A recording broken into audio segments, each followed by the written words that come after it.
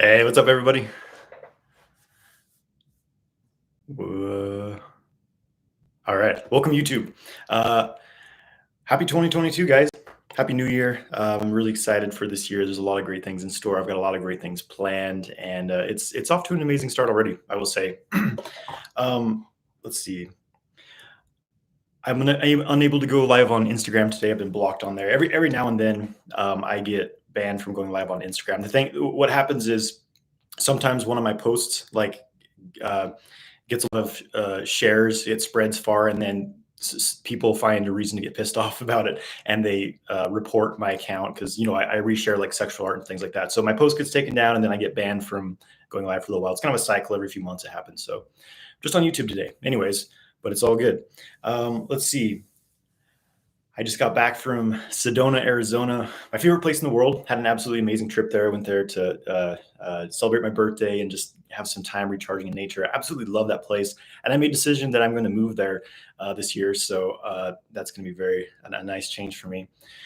Also, make sure you're signed up for my free workshop tomorrow, Male Sexual Mastery Secrets. There's a link here in the chat, guys, on YouTube. I think there's a link in the description as well if you're watching later. This is going to be a in-depth training. It's kind of a sample of what I teach in my my course, Multi-Orgasmic Men. It's going to be a guide. You're going to learn a lot of theoretical information, but most importantly, a lot of practices about semen retention, how to do it safely, the right way, in a sustainable way, not just based on trying to suppress something.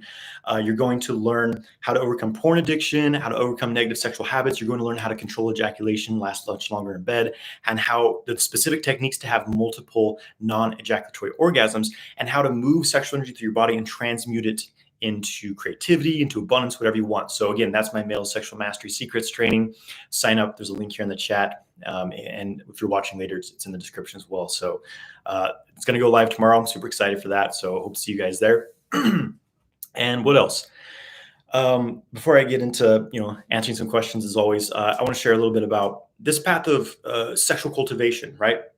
Which is what I'm really teaching. This my main focus in sexual kung fu here is cultivating yourself overall, but especially obviously in the context of sexual cultivation, sexual energy, right? So sexual kung fu is all about this cultivation of sexual energy. And this is one of the most primary energies that we experience as humans, is this sex drive, especially as men. It's something that drives us. Obviously, that's why it's a sex drive. It's driving us, right? It's driving us to make decisions. It's driving us to chase women, to chase porn, whatever. It's always driving you to do something, right? Obviously, this is a very powerful force because it's leading a lot of men's lives, like completely guided. They're being completely driven by their sex drive, right? But when you really look at what this energy is, what is sexual energy? What is this energy truly?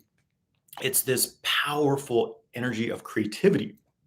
It's a powerful energy of birthing, of rebirthing, of growth, of expansion and connection, right? An amplifying factor, that the sperm and egg combine, they multiply trillions of times to become a body.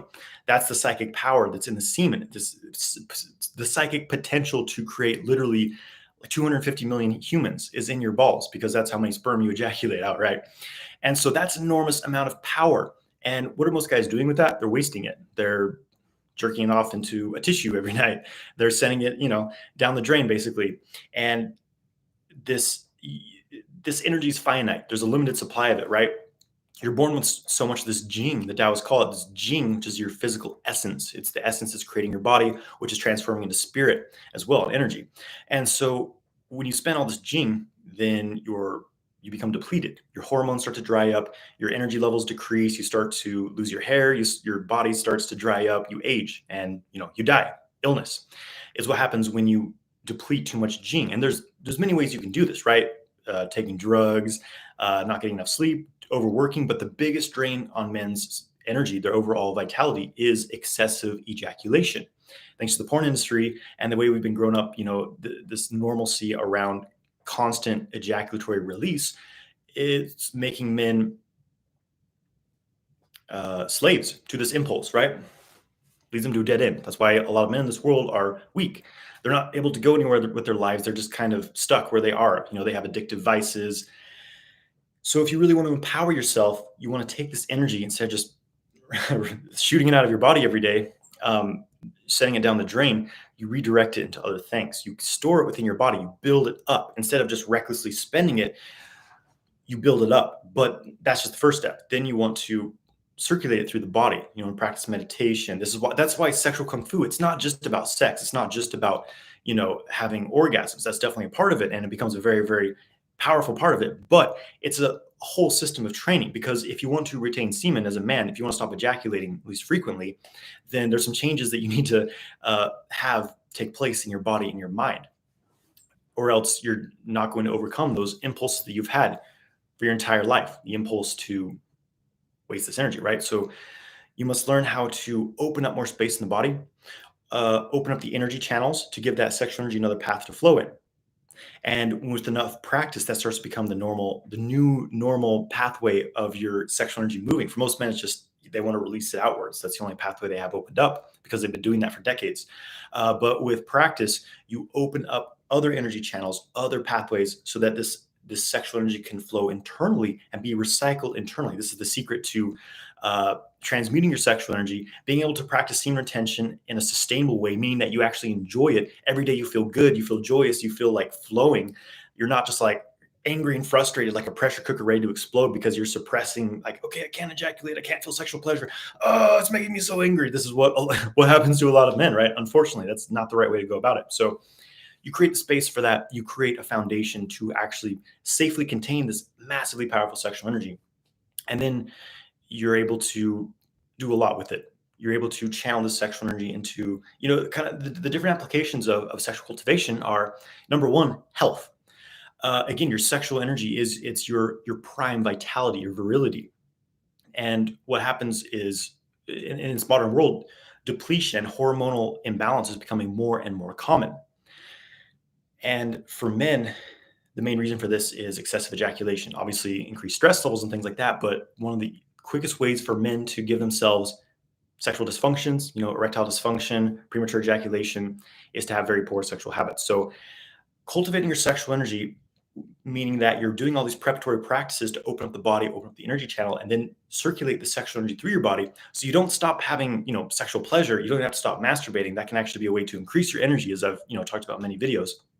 So you're using sex, even that's the sex with yourself, to arouse this energy and to increase the amount of hormones that the body's producing. That's what happens when you're young, when you're horny, your body's pumping hormones. And when you stop engaging in sex, when you lose sexual desire, it's a result of aging. Your sexual interest goes less and less. You stop having sex, stop having orgasms much. And your body says, oh, I guess we don't need to do this anymore. We must be getting older. All right, we're going to start aging. And you get older and things stop working so well. It's a use it or lose it situation, right? So by engaging in sexual activity in the proper way, in a harmonious way, where you're not depleting yourself by ejaculating too much, but you're still experiencing orgasm, sexual pleasure, love, and connection with yourself and others, it has massive implications for your health. Your endocrine system, your mental, physical, emotional, spiritual health is massively improved when you're having pleasurable sexual experiences in a sustainable way, in a balanced way. And there's a lot of other applications as well for sexual cultivation, other reasons you might want to do it, enhancing your creativity. I'm a musician. I used to be a full-time professional musician, and I used to like smoke weed every day and drink a bunch of caffeine because I thought I needed those substances to make me feel creative and like make me feel flowing. And when I started practicing sexual cultivation, I was amazed because my creativity massively improved. My energy, just this feeling of like flow in my life, this like just feeling in the flow, this feeling of like, yeah, I feel good, I feel inspired, I have all these ideas, and when I'm working on them, everything just flows. That amplified tremendously when I started doing the sexual cultivation, to the point where I was like, I don't need to smoke weed, I don't need to take substances. Like, I have this creative energy within me, because sexual energy is creative energy. So when you're in like a really dry spell in your life where you're like, nothing's flowing, I don't have any creative ideas, I feel really stuck, often your sexual energy is blocked. There's a stagnance in your energetic system. And so it has profound implications. If you want to be more creative, you want to have more creative ideas, more mental focus, more mental power, to be able to create abundance into your life, sexual energy is an expression of abundance, right? It's difficult to manifest in your life if you don't have this magnetic, pure creative energy. That's something I've definitely noticed. And this also applies well to the spiritual path as well. What is sexual energy?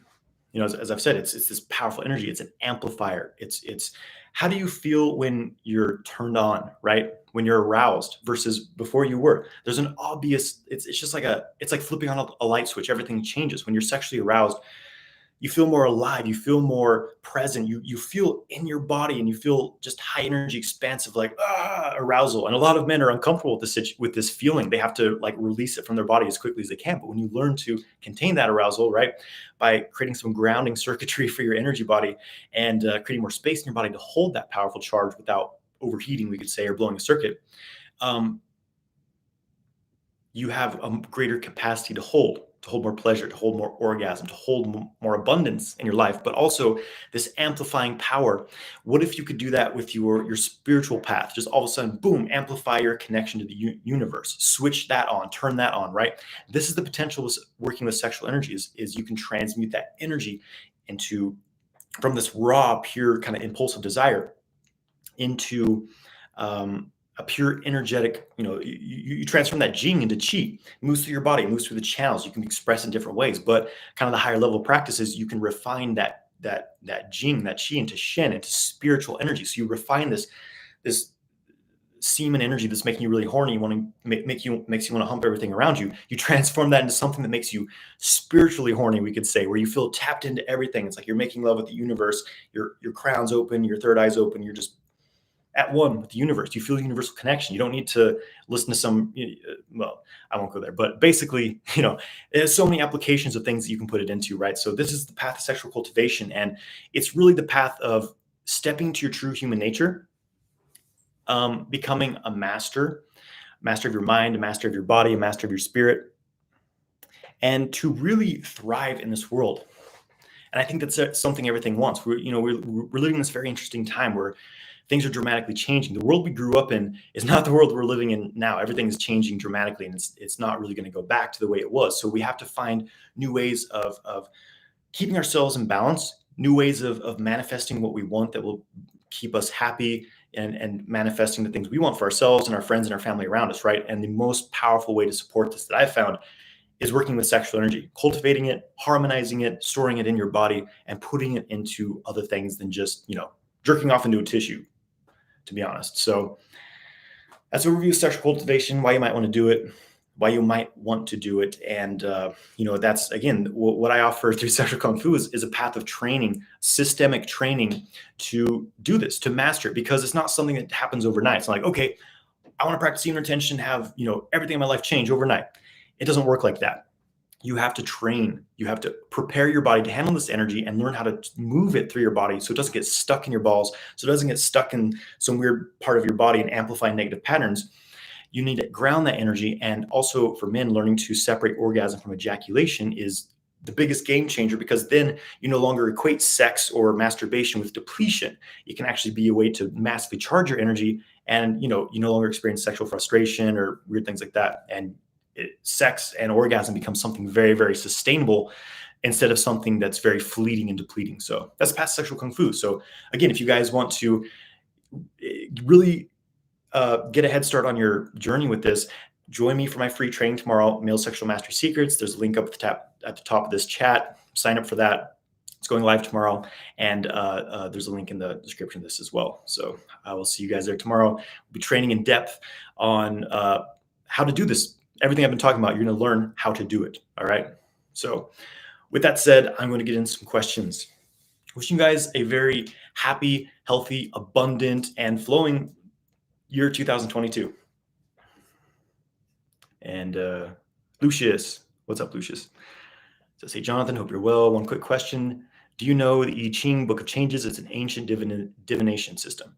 Yeah, I'm quite familiar with the I Ching. I've used it several times. This is one of the kind of these source texts, we could say, of Taoism. It's like the Tao Te Ching, the I Ching, and a lot of like Chuang Tzu's writings. These are kind of the earliest written records of Taoist philosophy and certain tools that they use. So I Ching is really, really, really interesting. Actually, I believe that the guy who developed binary code for computers, that came from him studying the I Ching, because it's basically, the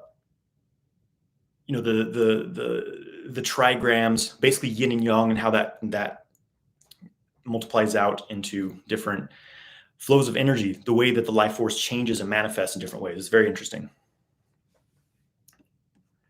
Hey, Raymond. Brad Daly says, been working on the breathing techniques. Thank you. Awesome. Glad to hear it. Keep doing it. Thanks, Tommy. Thanks, Devin.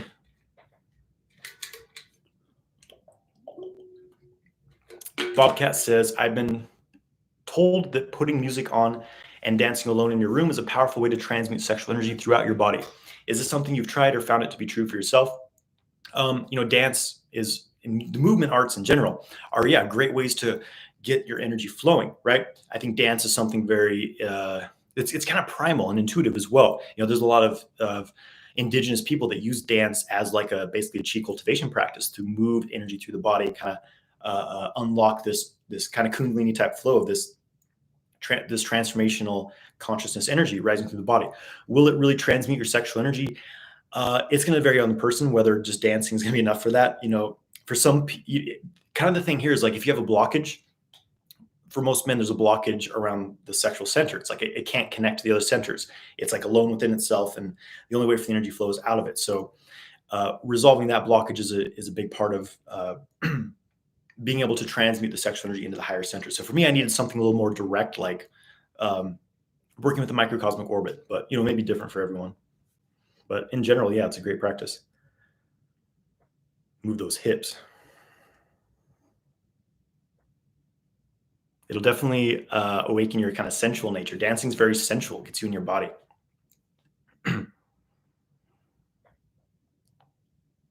Solara says, hi, Jonathan, what if you can't feel the arousal energy you speak of?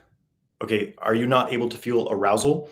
Do you not feel aroused? That's really what I'm talking about here, because if you're not able to feel aroused, I find it unlikely that's the case for you, but maybe it is. You're not even able to feel aroused. But if you can feel sexually aroused, then just feel what does that really feel like? And for me, it's like, it's an obvious, like, there's a lot of energy there. There's a lot of like this pressure and this sensation. It's like when a man's sexually aroused, the genitals kind of commands your attention to it, So that's really what I'm talking about. And you can get deeper into the feeling of what energetically that really feels like. But in the beginning, it's just like feeling your arousal. What does it feel like to feel aroused? Feel what's happening down there.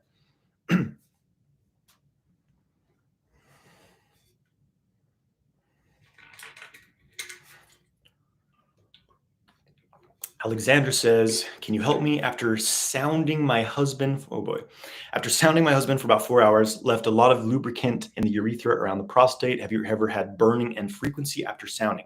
So I could be wrong, but I believe this is where in soundings, where you basically penetrate the urethra, like you stick like a long rod into the urethra. I haven't done this, and it can be a recipe for infections, I don't know what to say about it personally, so I can't really help you with this issue, unfortunately, but be careful with that for sure. Roop Karioa, sorry if I'm saying that wrong. Roop says, what are the possible dangers of building sexual energy? How can you be sure of your... Okay, so 2 questions here. The first one's, what are the possible dangers of building sexual energy? I think this is a good question, and it's something very important to be aware of. And I go into depth into this and more in my course, but basically, and I've talked about it in other places, but basically, the potential dangers of building sexual energy is understanding the properties of sexual energy. It's an amplifier and it's a multiplier. It's a multiplier, and it bonds you to things, right? It's sticky, glues you to people, glues you to feelings, glues you to porn, whatever you're bonding you to with your sexual energy, and it amplifies things. This is a neutral property of sexual energy, we could say. It's not necessarily good or bad. It's what that goes into that defines whether it's good or bad for you, right? So the potential danger is that you have all these underlying unconscious patterns. You're a very egotistical person. This happens to a lot of men with semen retentions that just it fuels their ego. They become just like, oh, I'm the most badass guy. All the women love me. And it again just fuels the ego, gets you stuck in a very dense place. So this is the potential dangers, that you're amplifying negative unconscious patterns, you're amplifying negative emotions. So if you're like an angry person and you start doing semen retention without any skill of working with the energy, then you're probably just going to amplify that anger, right? This is what I see a lot with men. So that's why you have to be very careful about this. That's why I train in a sequential way. I don't, when I'm teaching this stuff, in my course, I don't just go straight to, okay, here's how you blast the aroused sexual energy through your body. You don't want to start with that. You want to start with clearing your negative patterns, clearing your mind and your body, clearing your angers, your frustrations, your fears, all these things. I teach direct practices to do this. So it's kind of like let's say sexual cultivation is like planting a garden. If there's a lot of weeds in that garden, you're trying to plant something new. It's not going to grow very well, right? So you have to weed out your garden before you put the new seeds in. You need to weed out your mind and body, your energy body, before you try to plant these new seeds. And we do that with the clearing practices I teach in my course, right? How to clear negative emotions, traumas, limiting beliefs, all these things. So that's the foundation. And then learning to open up the proper channels and then move the sexual energy. So it's like step by step. So so you lay a safe foundation for it, right? And in following this way, I haven't seen anyone have any major issues. I haven't had any issues. So something very important to be aware of for sure. That's why this stuff requires sequential training. It's not just go to semen retention alone for most people is not a good idea if you're not going to balance the energy. It's about refining and balancing. It's not just about building. That's kind of it's kind of the Darth Vader thing of like, I just want more power, more energy. Having bigger, more badass energy is not always a good thing. That's not really necessarily what you want. What you want is balanced energy, right? Because what if you have 100 times more energy, but it's angry, imbalanced, nasty energy? Like it's not going to do you much good, right? So balance. And you do that with practices. That's why there's, it's a holistic system of training. Okay, and the second part of the question was, how can you be sure your energy channels are open enough for cultivating sexual energy into your body? Well, it's a fair question. And understand that your energy channels are never 100% closed, because if they were, you would be dead. That's, it's something that's creating life in our body is the energy channels moving. The thing is that the degree of flow lessens a bit, right? So as far as this, how can you be sure your energy channels are open? I mean, it's something that, again, this goes along with the sequential training. If you're following the way I teach, the kind of sequence of like clearing negative emotions, then working with the microcosmic orbit and Qigong practices and grounding, and then you start working with the sexual energy first in a non-aroused way, just testicle breathing, just moving it through your body. Then you're in a very safe place to start working with the aroused sexual energy, right? And in the beginning, if you do still have your channels a bit closed, it's not going to be that big of a deal, right? It's just like, okay, well, I have trouble bringing it to the other areas of the body, and you'll know because you have a hard time changing the form of the sexual energy from it's still stuck in your genitals, still just driving you to have impulsive sexual experiences. You're still just driven by the sexual energy in an impulsive way. And the more that you feel that starts to become relieved, like instead of feeling just 100% horny all the time, now I'm feeling more creative. Now I'm feeling more like driven to do other things. And that's a good sign that you're starting to open up and that the energy is starting to flow throughout your body. And Sean, 1996 boy, says, what's the best way to open up the energy channels in the body? For me, it's been Qigong practice. And that's, a good part of a large portion of what I teach in the course is different Qigong practices, sexual Qigong, non-sexual Qigong, grounding Qigong, just to open up the energy channels. And for me, that's been the most effective, because a lot of kind of like the modern new age stuff, there's a lot of like visualization stuff, just like, oh, imagine this is happening, imagine that's happening, and you're just like seeing it as a picture in your mind. That's not really connecting you with your body, which is how you really open up the channels. Is you really need to interface your mind with your body, right? And that's what Qigong really, really helped me with, was to really anchor my mind within my body, so you start to feel the Qi directly and move it, right? So Qigong is my favorite, but there's a lot of methods. I mean, I teach breathwork, Qigong, some yogic practices as well. All these things help you to open up the channels. Meditation, Neigong practice. Hey, Michael, thanks, brother. Hope you had a good holiday season. Also, it was a nice, quiet, still, kind of last half of December for me. I did a lot of just going within, nourishing myself. Took a lot of time off, and now I'm ready to just like crush it.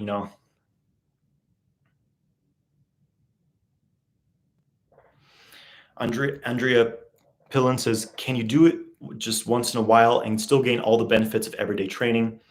I'm guessing you're talking about just practice in general. practicing once in a while is not going to get you the same results as practicing every day, but doing it, the key here is regularity, right? If you practice every other day, that's much better than never practicing at all. If you practice once a week, you'll get a bit of benefits, but it's not going to be nearly as effective as practicing several days a week, right?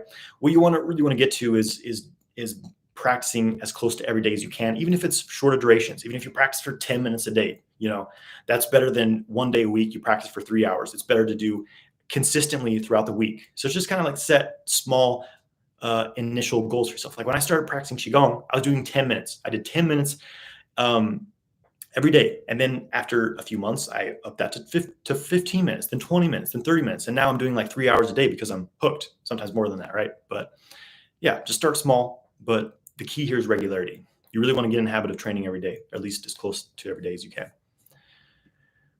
Thanks, B. He says, what are the most important types of practice to start first? Qigong, breathing, etc. Yeah, in general, I think Qigong is a really, really great starting point. Qigong, yoga, just opening up the body, developing a deeper connection. But Qigong, especially because it helps you open up channels and get your energy flowing, and breath work. So basically, Qigong and breath work, I think, are really great starting points.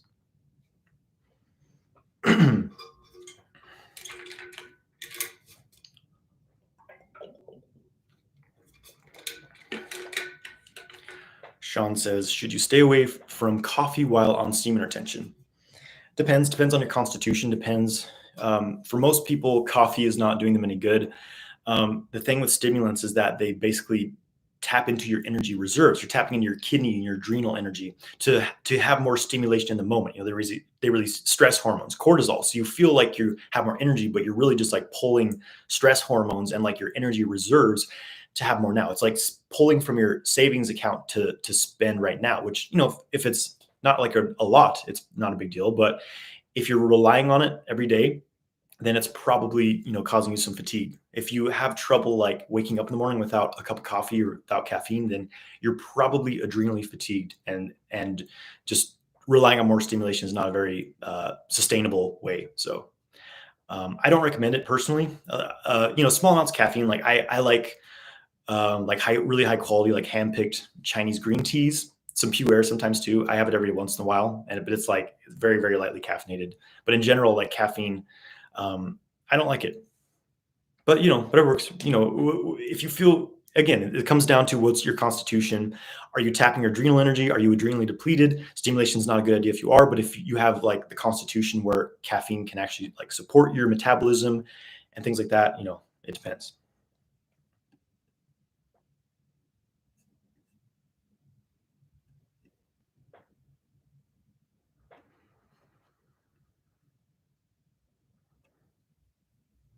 Demario James says, I've been dealing with this. I've had sexual energy stuck in different parts of my body. It hurts sometimes. Yeah, so that's why, you want to really develop skill just working with energy, just non-sexual energy, right? Like learning to move energy through your body. That's kind of a a foundation for working with sexual energy. It's like walk before you can run, right? And so if you don't have any skill working with energy and you're just throwing all this gasoline on the fire, trying to go straight to the advanced aroused sexual energy practices, you might get hurt, right? So that's why start with foundations and work up, build a solid foundation so that your building doesn't collapse. Andrea says, should we stay away from all negative habits and only do positive, or we can balance like alcohol and smoke every once in a while? So this kind of comes down to the fact that, I'm human. We're human. It's okay to like have some indulgences here and there. But if these things start to become like habits, if they start to control you, like if you need a drink if you're getting drunk every weekend, or you need like a little drink every evening, then, these things are starting to control you, right? So, you know, have allow yourself to have fun, but don't let yourself be consumed by these negative things. And the kind of the thing is like you weigh the good and the bad. Like, okay, having some drinks with friends every once in a while, like, yeah, it's fun. It kind of gives me that social interaction that I really need, and like I have a lot of fun. I feel a little shitty the next day, but whatever. Overall, it's supporting me, right?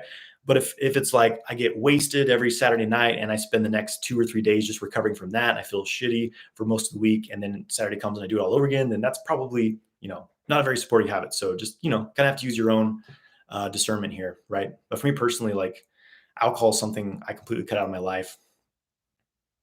But, I have my vices too.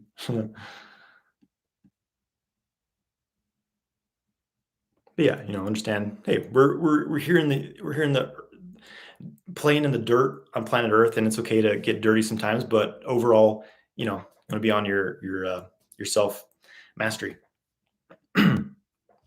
B says, "What are your favorite practices to do on a regular basis? Thank you for all you do."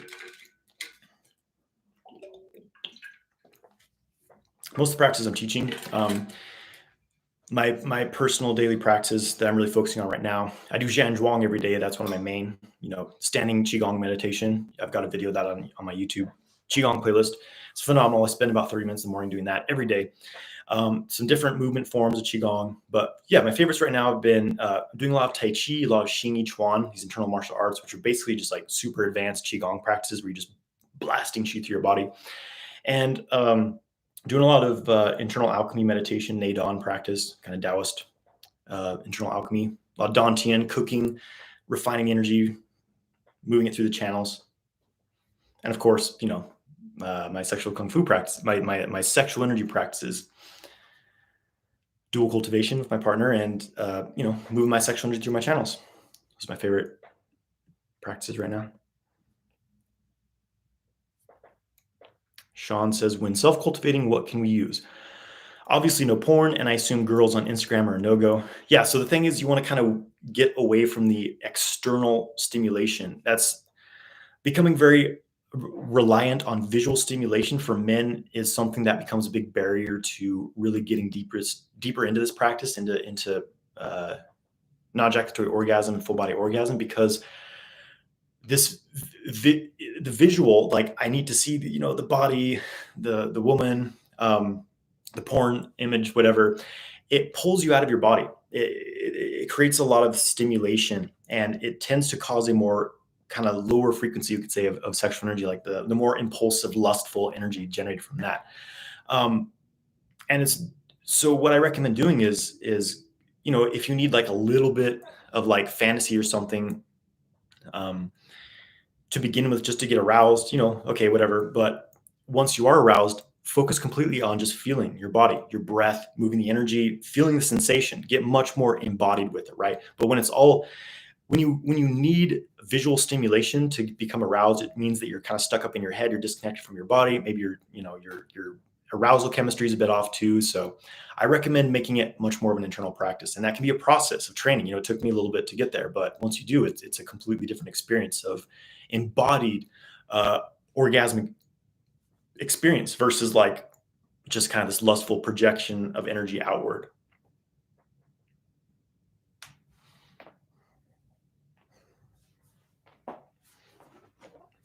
Roy Sachs says, hearing music and really feeling it, does it have to do with the sacral chakra or the heart? I mean, I think it's a bit of everything, because music is everything. Everything is music. Everything is vibration. Everything's frequency. We are all sound waves vibrating in certain intervals with each other to create the illusion of physicality. Everything is sound. And so when you're listening to music, it depends. I think it depends what the music is, what instrument you're listening to. It's going to affect various energy centers of your body, right? And I think only you can really discern what that is that's happening. It's an interesting thing to experiment. I've been using a lot of sound in my practices, just of like vibrating different parts of the body and seeing how that can influence energy channels. It's kind of something I've been evolving with right now.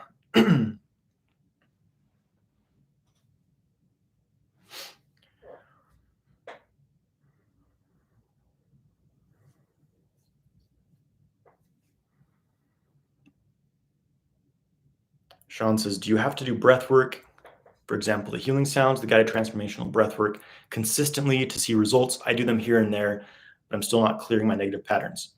With the healing sounds, it's definitely something you want to do, consistently if you're really dealing with like negative patterns, because when you're dealing with negativity, negative patterns, negative emotions, traumas, whatever, they're going to have varying degrees of crystallization, we could say, in your energy body. Crystallization meaning that how fixed you are in that pattern, right? And so if you have some really, really deep thing, like for me, one of my deepest blockages was around money and finances, this idea of abundance. I had some really, really strong programming around money, my whole life, kind of for my family. And that it was always this belief, like, there's not enough, I'm not worthy of this. And I didn't resolve that until, I guess about 5 years ago. So when I was, how old am I now? Just turned 33. So it took not until I was 28 that I really cleared this thing. But once I did, it was just like huge. It was like breaking a dam and just whoosh, this flood of new energy in my life that completely changed, So different blockages are gonna, there's gonna be different. Again, this isn't always an overnight process. Sometimes it's like, do the healing sounds every day for months, and then one day you have a breakthrough. But I think the inner smile as well. You've taken the course, so the inner smile is another very powerful practice with working with blockages and things like that. But I would say in general, it definitely requires consistency, right? But also, it's like we often get into a war with ourselves around these sort of things. This is something I was discussing with someone who went through the course was having a particular issue, was that we often see these patterns that we have within ourselves, like that's bad, and it's like it's something separate from us. You're this nasty thing that someone else put in me, and now you're kind of at war with it, right? You're in this battle which polarizes yourself. You're like, it's that and that, and then it's me, and it becomes this struggle of fighting this part of yourself, right? And it's like you have to kind of look into this thing and say, okay, here's this pattern I have. Clearly I can't fight it, I can't force it out of me. Can I make friends with it? What do you have to say? What stories are you, what stories am I holding in this pattern? What do I have? How has this been serving me? What have I gained from it? Maybe this certain pattern has helped me in certain situations, but now it's actually holding me back. So it's time, to kind of transform this thing, right? So just really bringing light and consciousness into it and making friends with it instead of just trying to like fight it and, slash it with a sword. I don't know. Hopefully that's helpful.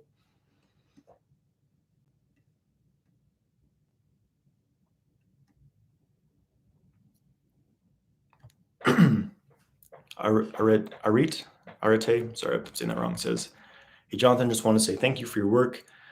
I can feel my life has somewhat improved since I found out about transmutation from your channel just last month. Awesome. Glad it's found it's improved.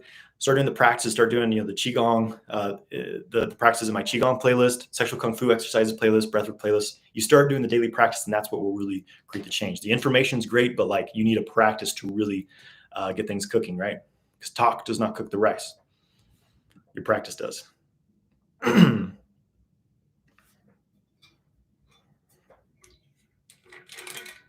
again, Sean, so for example, working 6 healing sounds, if there's one certain pattern that's really,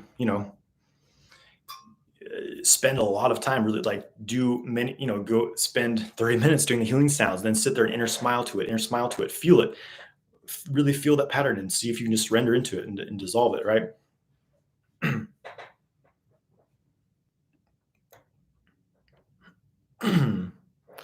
1819 says, in your experience, do moon cycles, full moon or new moon, or other astrological factors like retrograde significantly impact cultivating chi, moving energy through the microcosmic orbit, etc.?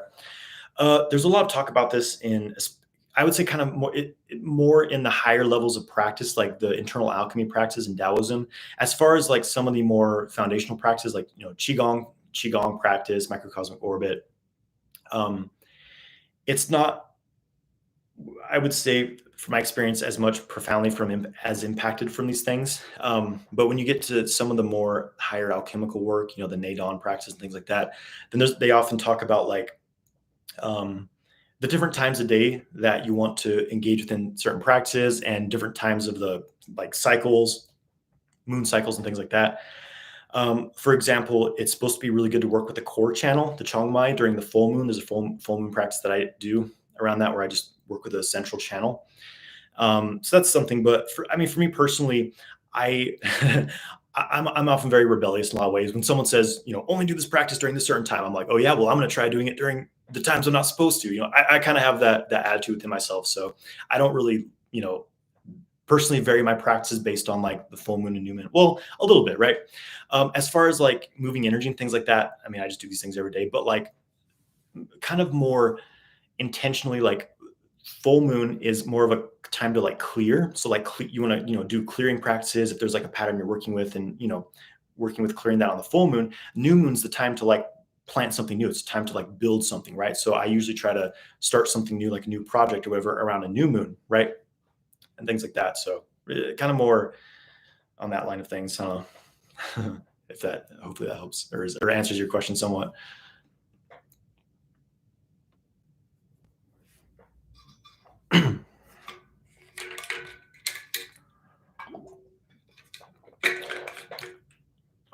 Arate says, I'm reading books about sexual transmutation and regeneration, and they clearly advocate celibacy while you do retention and only do sex for the purpose of procreation. What's your opinion on that?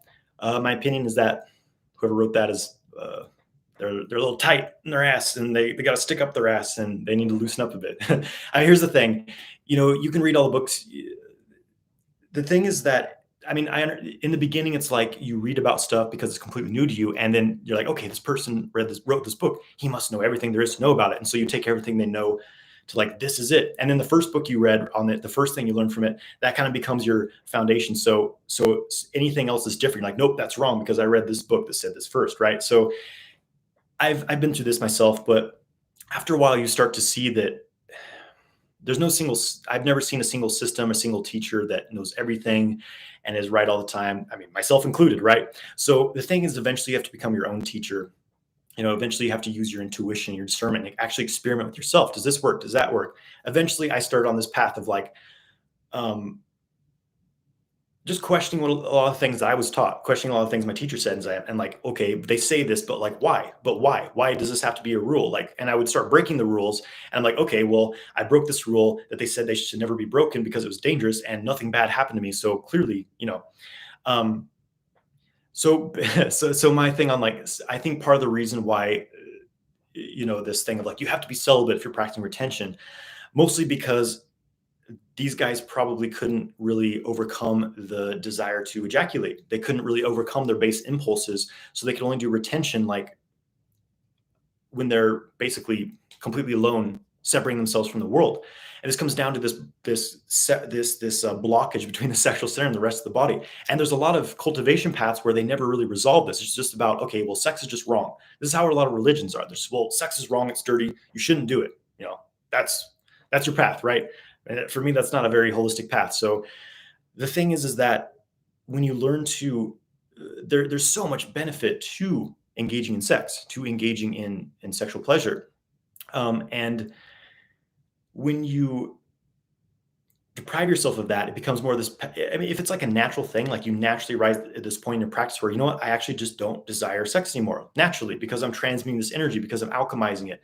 That's kind of a natural celibacy. That's different, right? But if it's like, you have to suppress this, you can't allow yourself to feel, to think sexual thoughts, it's like kind of a lot of the Brahmacharya stuff. It's like, you can't never think impure thoughts. It's like, okay, well, good luck with that living on planet Earth, right? So part of it is like, maybe it's a bit of a control system, and there's got to be this master at the top who's like telling everyone what to do, and he's on a big ego trip about it, when he himself actually has a lot of issues as well, right? But without going on too much more of a rant on this, it's contrasting what I have experienced myself and teach.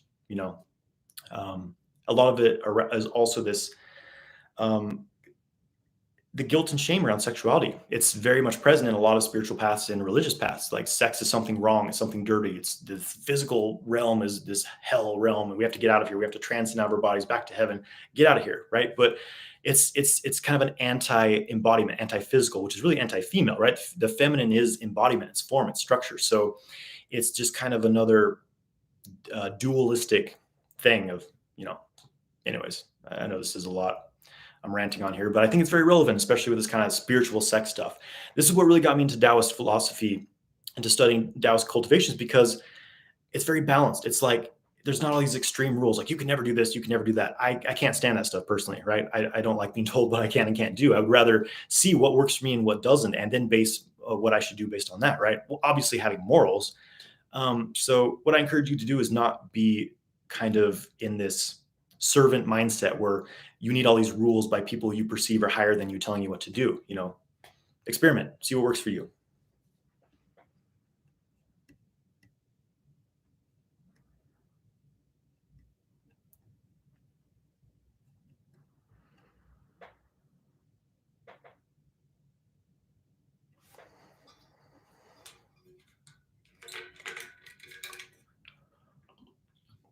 Stephen Watts says, how do you know if you're contracting the pelvic floor correctly?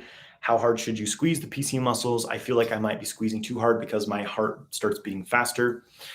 I don't use any pelvic floor squeezing anymore in my practice. I stopped doing this. For the most part, I stopped doing this a couple years ago, and it completely changed my practice and understanding of working with sexual energy in the body. And so I find it more effective to have zero pelvic floor tension for better, full body orgasm, moving sexual energy, all these things, right? So I don't recommend PC squeezing. If you are going to, just a very, very slight squeezing, but any technique, that is told, squeeze the PC muscle, which is actually usually the BC muscle, which is the center perineum muscle. Instead of squeezing it, just don't squeeze it. Use everything else. So like testicle breathing, right? A lot of the systems say squeeze as you drop, squeeze as you draw the energy up. I just don't squeeze and just draw the energy up, right? Or you can kind of like squeeze the butt cheeks a little bit against the tailbone.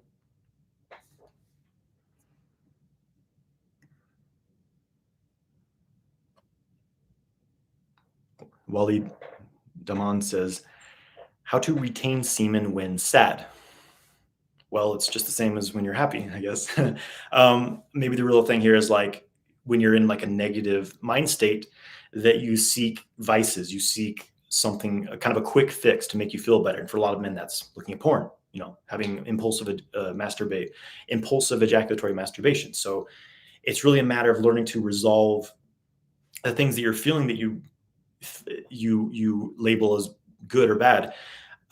Learning how to resolve these things without needing something to kind of distract yourself with, right? This is really what self-cultivation is about, is how do you, if you're feeling sad, why is it you're feeling sad? And how do you release that energy from your body so you're not holding on to it?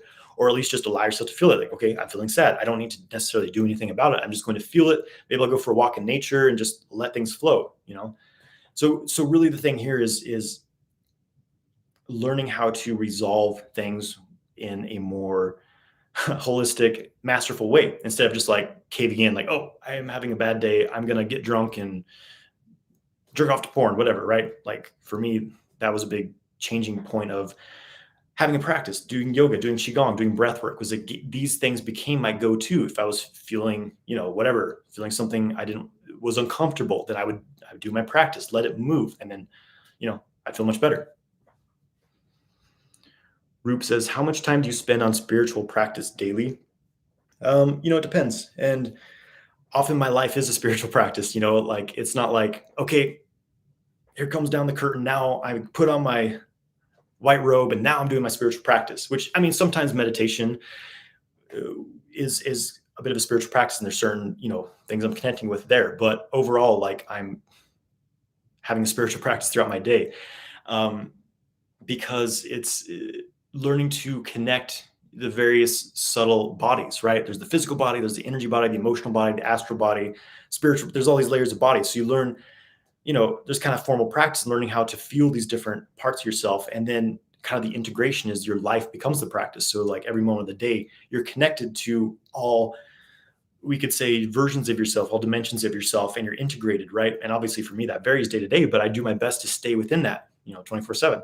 I'm not saying I'm there yet, but overall. So it's not really easy for me to say specifically how much time I spend doing it, because sometimes it's 24/7. Sometimes I'm out for a few days, it varies.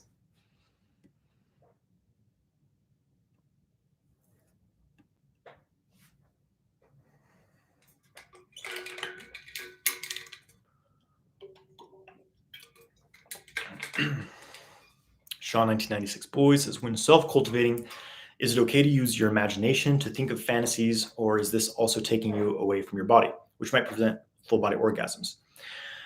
I think that it's okay to use a bit of fantasy. Like, again, I kind of discussed this before earlier, of how maybe in the beginning, like when you're self-cultivating, you just, it's a little different than when you're with someone else. There's not quite the same polarity, attraction, excitement. So it's like you have to create that within yourself. And so sometimes doing that with a bit of fantasy is okay, just to like build some arousal.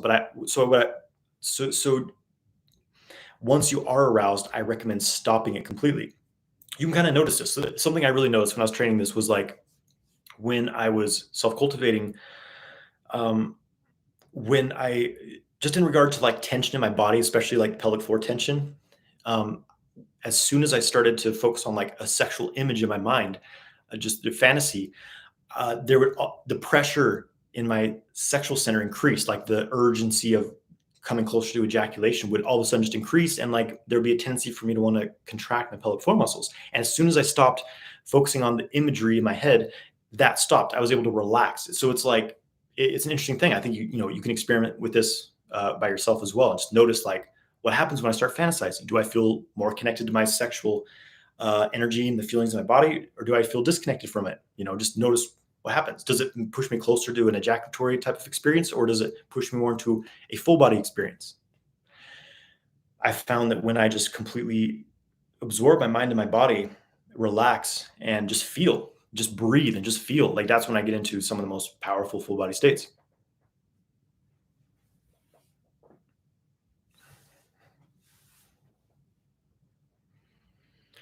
Francisco Beckman says, "What is Yin power lock?" So I teach this in my course. I teach, different versions of this, but basically, I mean, there's different ways to do it. What do I want to share? I'll share one with you. Basically, instead of holding the simplicity of it, at least the version of it I was taught was, so the power lock. You take a breath and hold basically, and like move the energy, pull out your genitals as you're holding that breath.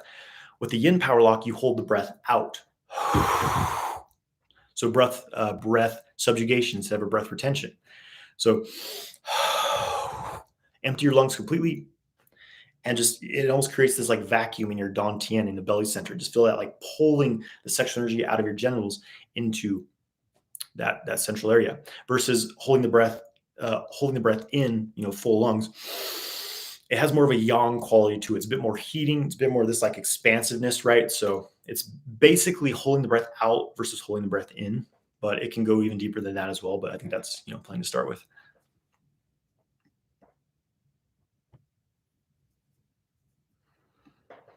Noah says, "Hey, John, I've been doing Zhanzhuang, and I notice as I sink down that I gain a large amount of pain in the back, the traps, and the chest. Should I sink further into this pain?" Okay, be careful when it comes to pain with Zhanzhuang, any practice, of course.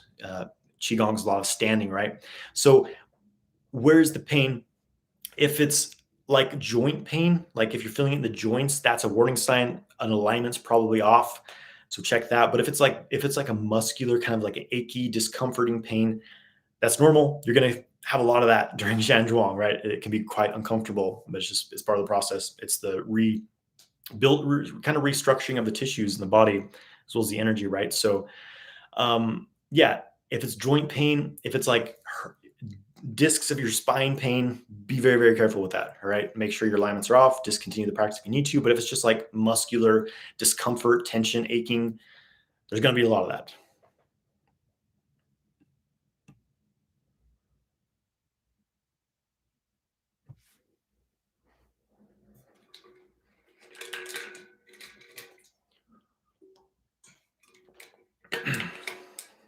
Royun Sachs says, "When you channel your energy to the higher centers, does this make you more intuitive? Is this tangible?"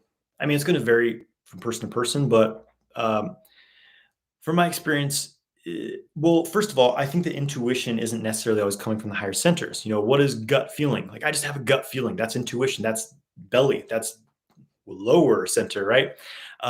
There's a brain in your belly. Your belly's the third brain, right? The first one's in your head. The second one is your heart. The third one's your belly. There's actually brain cells in these parts of our bodies.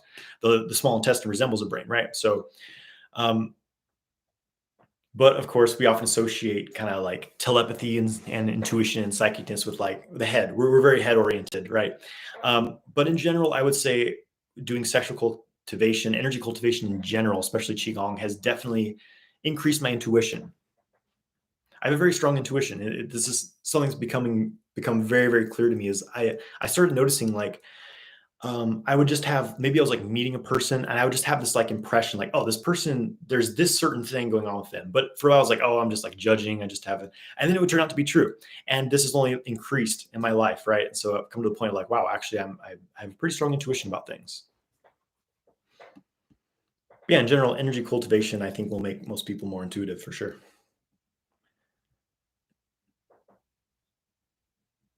Andrea says, "How important is the harmony of the earth element?" I mean, it's as important as the harmony of any elements, but earth is definitely something that most people have issues with. I would say if there's one element that most people, uh, that I most commonly see people have issues with, it's earth, because we're taught to, earth is all about, it's about boundaries. It's also about like kind of security and like this, having a strong center within yourself. That's your earth. Your earth is your internal earth. It's like your ground that you stand on, right? Most people are not centered within themselves at all. They rely on external things like, well, I need this relationship in my life. If this person leaves me, I'm done for. I'm going to fall apart. I'm going to commit suicide. You know what I mean? That's weak earth. Oh, I get all my information from the news. They tell me what to do, what to think, what to put in my body, what not to put in my body. That's weak earth, right? I need to take these substances. I need to eat these, eat this junk food to get some sort of, a quick fix, quick feel good. That's earth stuff, right? So when you have strong earth, you feel very centered within yourself. Doesn't matter what's happening around you. You can be in, chaotic situations, and you feel confident and grounded and centered within yourself. And you don't have a lot of like addictive tendencies. Like I need to watch porn every day. I need to drink beer every night. I need a bong hit every day, right? You don't need that, because you're strong within yourself. You're like, I have this abundance of energy within myself. I feel good. I feel centered. I feel in harmony and flow. That's earth element stuff. And the next question was, do the healing sounds work on both yin and yang organs? Yeah, they do, because obviously the organs are paired. The heart, small intestine, lungs, large intestine, liver, gallbladder, spleen, stomach, pancreas, kidneys, adrenals. When I teach healing sounds, I mostly just focus on the yang organs, because that's plenty for most, or yin yang, I guess. The yang organs, because that's plenty for most people. But you can definitely expand that practice to include the counterparts.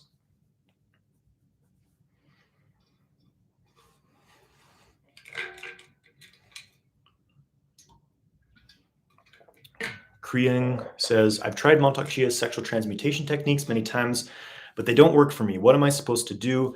Maybe I'm too blocked physically, psychically, and have blockages to working these. If you're struggling with practice, always go back to the foundations. Have you done foundations for working sexual energy? Do you do Qigong? Do you do breath work? Do you do grounding practices, emotional clearing, opening up the energy channels, microcosmic orbit? This is your starting point, right? So if the sexual practices aren't working for you, go back to the foundations, go back to the healing sounds, inner smile, grounding, Jianzhuang practice, Qigong forms. This is really important foundations, because the more your skill develops with these, the more effective you will find the sexual techniques to be. Calvin Freeman says, what are your favorite supplements? It varies, depends on what, it varies by season. Like in the winter right now, I need more kidney support and kidney energy, which is different than like detoxing your kidneys, right? So I've been taking a kidney yin formula, which has like Rehmannia, Hisho Wu, astragalus, kind of kidney builders, right? But some I found very effective. Kind of my go-tos that I usually take on a daily basis are mucuna. Mucuna is amazing. Increases human growth hormone, increases dopamine production. Maca root, another great one. Ashwagandha. My body really likes ashwagandha. Those are some great ones.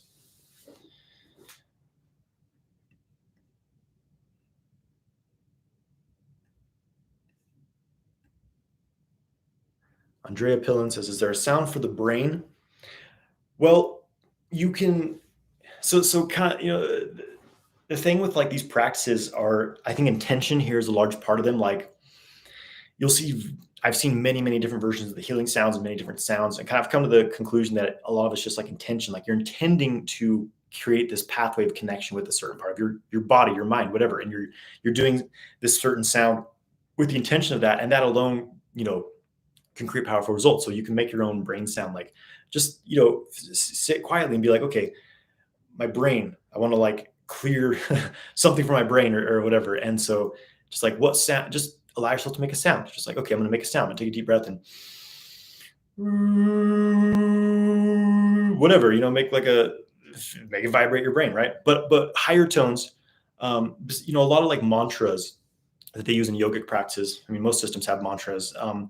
They vibrate different parts of the body. Like the lower sounds like ho is going to vibrate your dantian, your lower centers. And the higher the tone gets, you're going to feel more in your head. So tone is a factor as well with sounds and vibrating parts of the body and things like that.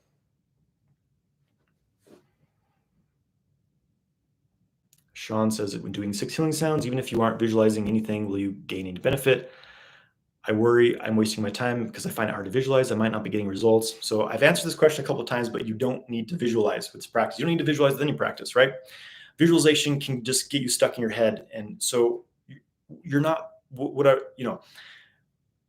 you're feeling this at part of your body. You're putting your mind in this, when you're working with the lungs, you're putting your mind in this region of the body. You're feeling it. You don't need to visualize anything. You feel that part of your body, and as you make the sound, just sweep your awareness from that part outside of your body, out the mouth, as you're blowing it out.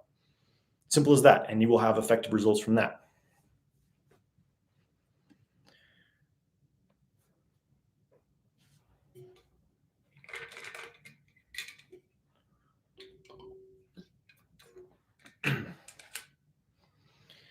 Demario says, what are your views on casual sex or causal sex? Causal sex? I'm not sure if you meant to say casual sex or if you're actually saying causal sex. I'm going to... Casual sex is a more common term, so I'll assume that it was a typo, but maybe I'm wrong. Maybe correct me if I'm wrong. Actually... Okay. So maybe you're saying causal sex, which maybe, something else defined differently. But casual sex, there's nothing inherently wrong with it. Just understand that every time you have sex with someone, sex is a really, really deep, intimate connection, and you're exchanging all this energetic information, imprints, karma, beliefs, emotions, all kinds of things. So be cautious of who you're connecting with, right? That's the only thing, is like, it can create more work for you. You can take on more baggage, if you're not connecting with the right people. So just understand with that. There's nothing inherently right or wrong, just that can be more work that you're putting on yourself.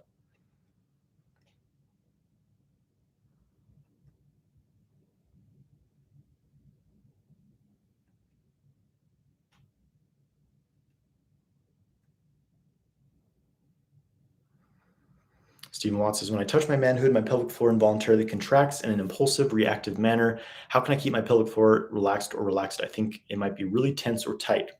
Check out my video on pelvic floor rehabilitation. This is extremely common for men. And I see your other question that my testicle breathing audio, I say to contract the pelvic floor. So again, my practice has evolved with this, right? Because I studied the methods that, Montauk Chia teaches, most of my teachers, Michael Wynn, Lauren Johnson, most people teaching the stuff say contract the pelvic floor. It's extremely common. I would say it's 90% of what people are teaching with this men's work, this men's sexual practices, are saying to squeeze the pelvic floor during sex. And a couple of years ago, I started realizing that was actually making it harder for me to avoid ejaculating. And that once I started relaxing my pelvic floor, stopped doing Kegels, and did a lot of work with just pelvic floor relaxation, my sexual endurance improved tremendously, as well as my full body orgasm experience. So, so some of my older material is still teaching those techniques. It's okay. Just understand that this is the new way that I'm approaching it and what I'm teaching now.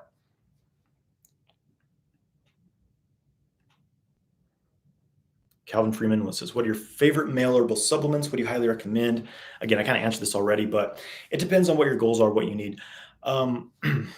If you need testosterone support, sexual energy, boosting, Tomcat Lee is really great. Dragon herbs. I recently tried Dragon herbs, Tomcat, like Tomkat, like a tomcat, which contains Tomcat Lee, Polyarachus ant, and Hisho Wu.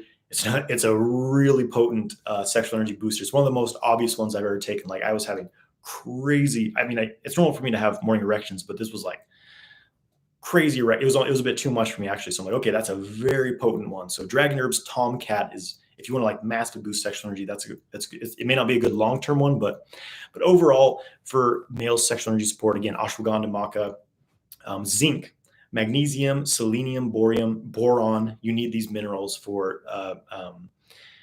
hormone production, sperm production.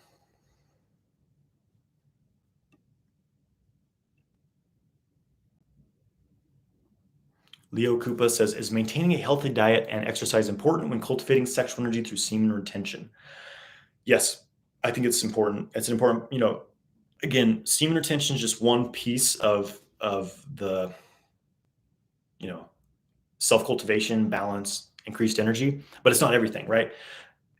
Yes, your diet, what you're putting in your body is important. You need good fuel. If you're putting garbage in, it's not going to be very good.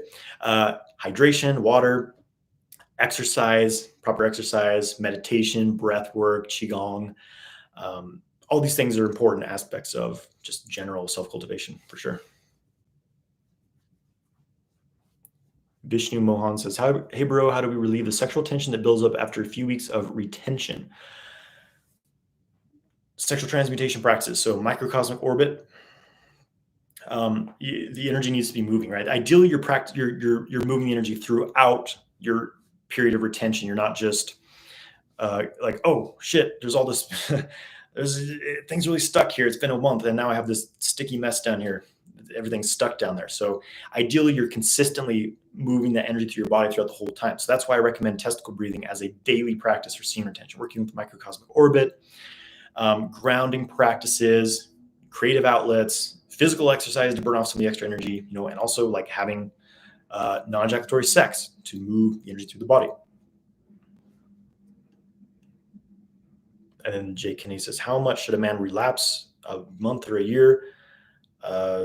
I think relapse is a really silly word in regards to this, but in general, most men can ejaculate. Again, it depends on your age, your health, physicality, everywhere. And this I think this is important to mention to the last question as well, in that I don't necessarily recommend like long-term retention for most people, in that if you go beyond a couple months, it's going to be different for every man. Beyond like 2 months, 3 months, maybe even a month for some men, your hormone levels start to decrease. Actually, I experimented with many, many different durations throughout my practice, and what I found was actually sometimes I would go too long, and my sexual energy would decrease.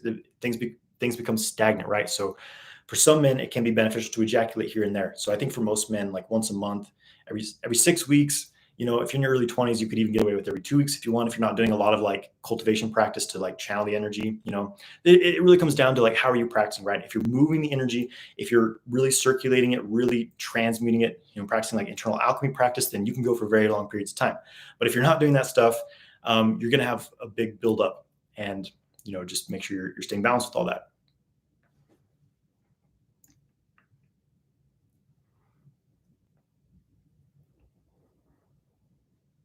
Andrea says, when you are chilling, where do you place your awareness? I know one great place is the Dantian, but what other possibilities do we have? Is Dantian and the second chakra the same place? Dantian is not the same as a chakra. The Dantian, I mean, we could say at some level it kind of fuses the energies of the chakras, but it's a different thing. Don't confuse chakras and Dantian for the same thing. They're different. As far as where to place your awareness, I mean, it's, whatever you want to do. Where do I keep my awareness? It depends.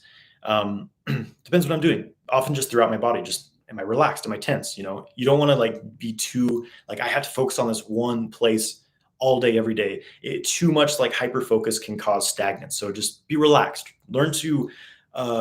There's this practice called Ting Jin, which is listing energy. You learn to just kind of fill your whole body with your mind, and like lightly too. And certain parts of your body will pull your mind to them more, especially as like energy centers start to really come online. Certain parts will start to light up. So just, don't be too anal with it throughout the day.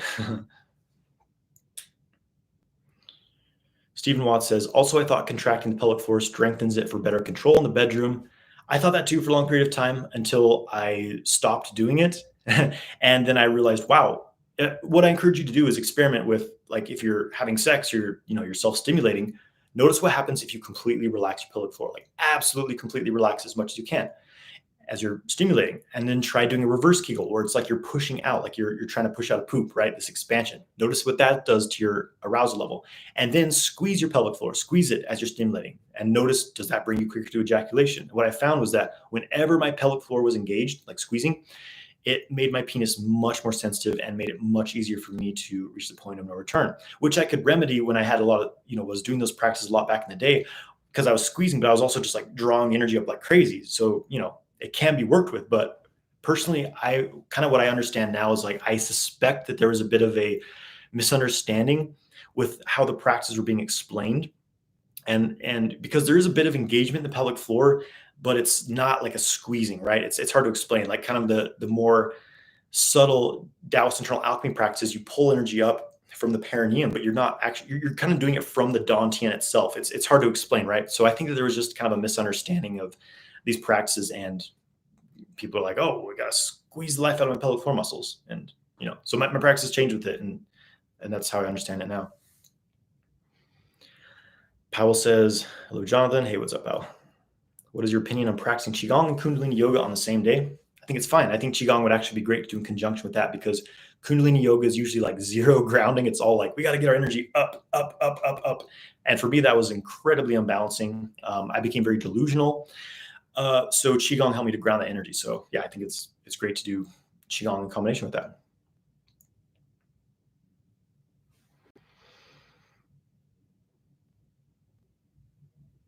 Seven Sins says, hey, John, any advice on practicing arousal energy while on 1 year of semen retention? I'm not exactly sure what you mean by practicing arousal energy, like working with aroused energy, self-cultivation. If that's the case, it would be the same as, any period whether you're practicing retention or not, is you learn to stay away from the point of no return and learn to draw the sexual energy up. And as the energy starts to get really aroused, just draw it up to lessen the arousal and continue, right? Powell says, do you practice something to balance and energize your chakras? Yes, I do. I practice Qigong, which works with, I mean, I don't really specifically work with the chakras, but it's obvious that they're being worked with because these energy centers start to light up. And also the microcosmic orbit basically unifies all the chakras. I mean, the nodal points of the orbit are the like chakra points, basically how they correlate, at least the kind of external points that, correlate with the central channel. So yeah, I work with them every day basically, but not really like, I'm working with this chakra now, this chakra now. I work more with the meridian system, which does connect with it, right? And Qigong naturally will work with your chakra system as well. Vishnu says, hey, bro, are you vegan? If so, do you suggest we do it too? I'm not vegan. It wasn't a good fit for me. I did the vegan thing for a while. Do I suggest you do it if it's a supporting diet for your constitution? Again, everyone's different. There's no single diet that's for everyone. Listen to your body and what foods it needs at certain times, because it will change. Zeke the Geek says, what do you think of the stop and squeeze technique? Seems to work okay. Is this where you stop having sex and you like squeeze your penis with your hand, like you squeeze the penis itself? I think that's what you're talking about.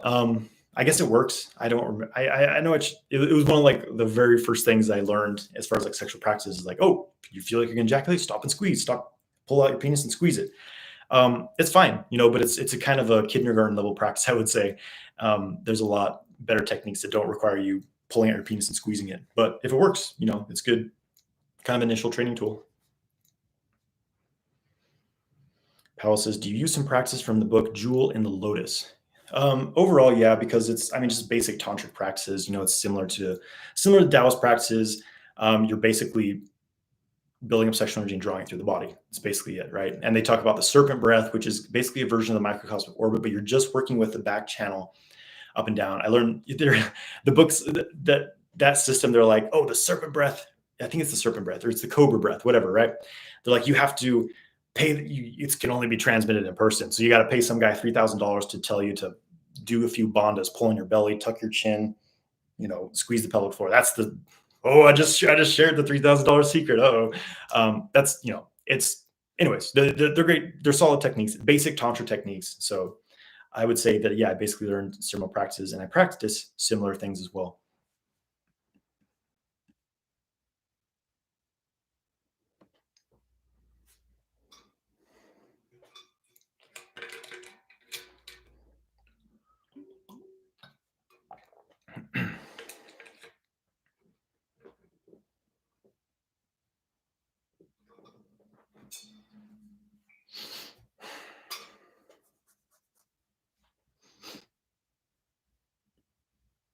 Sean says, I thought you said not to worry about soul ties during sex. Now I'm worried about taking on bad karma from people or toxic energy. How can you please advise? Well, understand that you can't change your past. Whatever happened. It's fine. You can, you can dissolve, you can work with it and alchemize it, right? But now from this point forward, you can be more selective of who you choose to have sex with. And you don't need to be like super paranoid. Again, it's like you're going to exchange energy with people. It's going to happen. You exchange energy with people when you're out in the grocery store, whether you're aware of it or not, So don't be so paranoid about it. Just have the consciousness of it and learn to create boundaries and be, selective of who you interact with in your life, basically.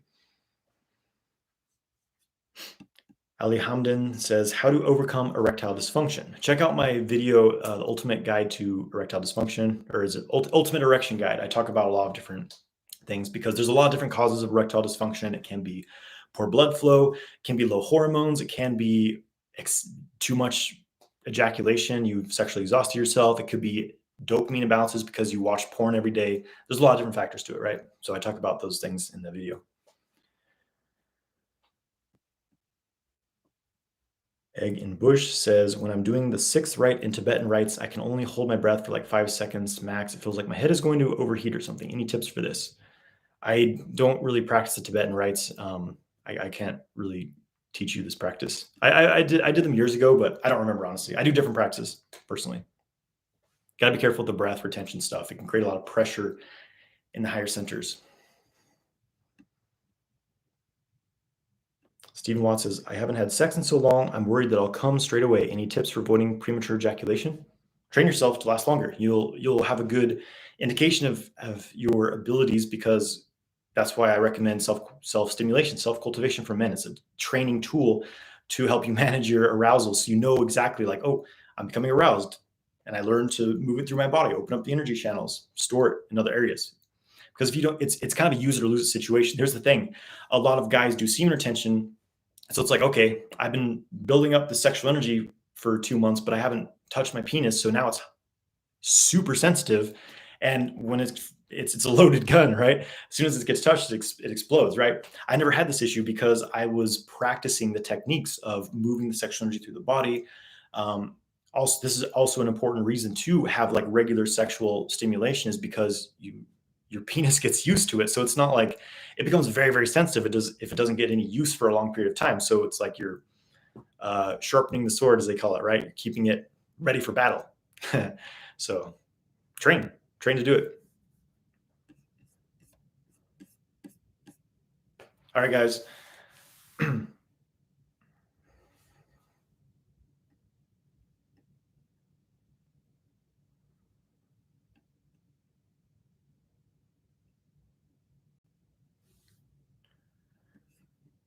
Okay, guys, thanks for joining. I'm going to wrap it up now. Again, my free training is tomorrow, Male Sexual Mastery Secrets. Make sure you sign up for that. It's a live training. It's free. I'm going to be teaching how to overcome porn addiction, how to increase your ejaculation control, how to channel sexual energy through the body, how to have multiple non-ejaculatory orgasms, and to transmute your sexual energy into creating abundance, creativity, whatever you want in your life. I'll be teaching this tomorrow. Sign up through the link at the top of the chat. I think there's one in the description as well. And I will see you guys there. Take care, guys. Thanks for joining.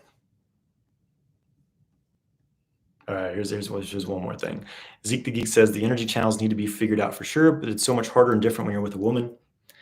It's part of the training, but I think when you get really, really solid in your training by yourself, like to where it becomes second nature, like, yeah, just draw the energy up, It's much more likely to become a natural thing when you're having sex with a woman. Yes, it's a bit more exciting and chaotic, but it's the next training next step in the training. All right, guys, take it easy. I'll see you next week.